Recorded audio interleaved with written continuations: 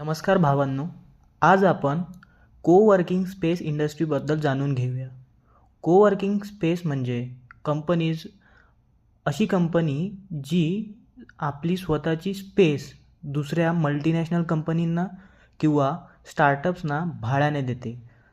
समजा तुम्हाला एक स्टार्टअप करायचं आहे आणि तुम्हाला ऑफिससाठी जागा हवी आहे, तर स्वतःची जागा न घेता रेंटने कुठेतरी जागा घ्यावी भाड्याने. त्यासाठी कोणत्या कंपनीज इंडियन स्टॉक मार्केटमध्ये लिस्टेड आहेत ते आपण बघूया. तर सगळ्यात पहिली कंपनी म्हणजे EFC लिमिटेड. आता EFC लिमिटेड ही काय करते? EFC लिमिटेड ही त्या स्वतः कंपनीला real estate as a service company अशी मानते. EFC ही ऑफिसेस मॅनेज करते, म्हणजे MNCs कंपनीना जागा देणे, सीटप्रमाणे जागा देणे, इंटेरियर डिझाईन करणे. म्हणजे कोणतंही ऑफिस बनवताना आपल्याला इंटेरियर डिझायनिंग लागते, तर त्यासाठी त्यांनी एक सबपार्ट बनवला आहे ज्याला व्हाईट हिल्स नाव त्यांनी दिलेलं आहे. त्यामध्ये ते स्वतःची ऑफिसचे आणि दुसरे पण कॉन्ट्रॅक्ट घेऊन इंटेरियर डिझायनिंगचे काम करते. आणि दुसरा त्यांचा बिझनेस आहे फर्निचरचा. फर्निचरमध्ये आता कोणत्याही कंपनीमध्ये गेलेला तुम्हाला डेस्क वगैरे लागतात, तर ते बनवून घेणं आणि ते सर्व काम करणं ही कंपनी करते. आणि सगळ्यात महत्त्वाचं काम म्हणजे मॅनेज ऑफिसेस म्हणजे काय? तुमच्याजवळ किती सीट्स आहे आणि तुम्ही सध्या किती रेंटने देऊ राहिले, याला म्हणतात मॅनेज ऑफिस करणे. सर, सध्या बघितलं गेलं तर EFCकडे 68,241 सीट्स आहेत. आणि कॉनकॉनमध्ये म्हटल्याप्रमाणे त्यांना हे सीट्स दरवर्षी 20,000 सीट्स वाढवणे आहेत. तर क्वार्टरली झाले हे 5,000 सीट्स.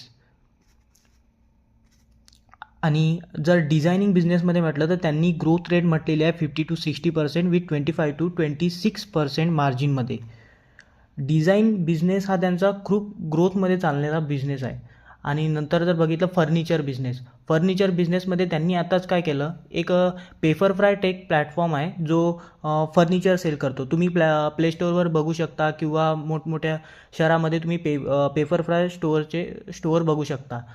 त्यामध्ये हे काय करतात, हे एक टेक प्लॅटफॉर्म आहे लाईक OLX वगैरे, ज्यामध्ये ते फर्निचर सेल करतात. आता सध्याच्या कंडिशनला बघितलं गेलं तर त्यांची कॅपॅसिटी किती आहे? 275 ते 300 करोड फर्निचर बनवण्याची. आणि नेक्स्ट इयरला त्यांना हे युटिलायझेशन करायचं आहे 40 ते 45%. तर जर 40 ते 45% जर यांना युटिलायझेशन करायचं आहे यामधून, तर त्यांचा रेव्हेन्यू जो बनतो तो 110 ते 135 करोडच्या मधात बनतो विथ मार्जिन 30%. या वर्षीपासून त्यांनी एक नवीन मॉडेल आणलेलं आहे, ज्याला म्हणजे त्यांना एक रिटेल चेन्स ओपन करून द्यायचं आहे. नवीन स्टोअर्स लाईक कोणत्या टाटा मोटर्सला नवीन एक शोरूमसाठी ओपन करायचं आहे, तर मग टाटा मोटर्स स्वतः न बघता यांना कॉन्ट्रॅक्ट देईल की तुम्ही आमचं सर्व मॅनेज करा.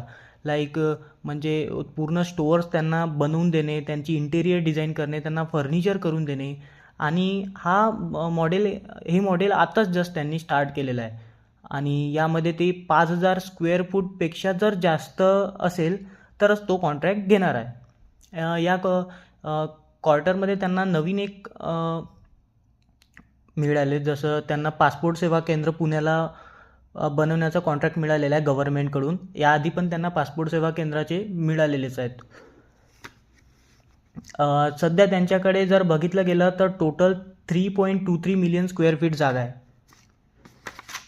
आता जर बघायला गेलं तर आपल्याला हा स्टॉक खरीदायला पाहिजे का नाही घ्यायला पाहिजे. व्हॅल्युएशन जर बघितलं, सध्याच्या कंडिशनला जर बघितलं तर मार्केट कॅप आहे त्याचं 3,000 करोड रुपये. आणि जर मागची पूर्ण जर ग्रोथ बघितली तर 50%च्या वर रेव्हेन्यू ग्रोथ त्यांनी दिलेला आहे. आणि FY25चा रेव्हेन्यू जर बघितला तर तो 656 करोड येतो. आणि जर हाच 50%ने जर आपण पकडला रेव्हेन्यू ग्रोथ, तर हा 985 करोड आणि प्रॉफिट त्याच मार्जिनवर 216 करोड येतो. तर PE बनतो 13चा, जो हा सगळ्यात स्वस्त PE आहे कोवर्किंग स्पेसमध्ये. EFC लिमिटेड ही कोवर्किंग स्पेसमध्ये सर्वात जास्त ग्रोथ करणारी आणि सगळ्यात जास्त मार्जिन असणारी कंपनी आहे. सध्याची जर मार्जिन जर बघितला आपण तर त्यांचा 22% येतो. आणि यापुढे पण आपण दुसरी कंपनी पण डिस्कस करणार आहोत. जर यांनी हा नेट मार्जिन जर वाढवला तर आणखी कंपनीला फायदा होईल, ऑपरेटिंग लेव्हरेज पण मिळेल समोर जाऊन. पण सध्या सीट्स ॲडिशन करत आहेत त्यामुळे त्यांना ऑपरेटिंग लेव्हरेज मिळणं कठीण आहे. तर याच मार्जिनवर जरी आपण पकडलं तरी सध्याच्या पीनुसार ही कंपनी अंडर व्हॅल्यूड आहे.